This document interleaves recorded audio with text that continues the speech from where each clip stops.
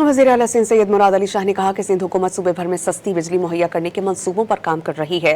Line losses कम करके सस्ती बिजली मुहैया की जा सकती है और सस्ती बिजली से आवाम को रिलीफ मिलेगा और सनती तरक्की यकीनी होगी। कराची में वज़ीर आला सिंध सैयद मुराद अली शाह से डेनमार्क के सफ़ीर मादा डारिस मोटेंसन ने मुलाकात की। सिंध और डेनमार्क के दरमियान दो तरफ़ा ताल्लुकात के फ़रोग़ पर तबादला ख्याल हुआ।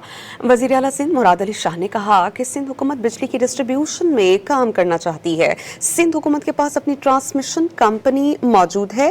डेनमार्क के सफ़ीर ने सिंध में ग्रीन एनर्जी मंसूबों में दिलचस्पी जाहिर की। वज़ीर आला सिंध सैयद मुराद अली शाह ने कहा कि विंड एनर्जी के शुबे में सिंध खित्ते का अहम हब बन सकता है। सिंध हुकूमत साहिली इलाक़ाजात की तरक्की पर खुसूसी तवज्जो दे रही है। मुराद अली शाह ने डेनमार्क के सरमायाकारों को सिंध में सरमायाकारी की दावत दी।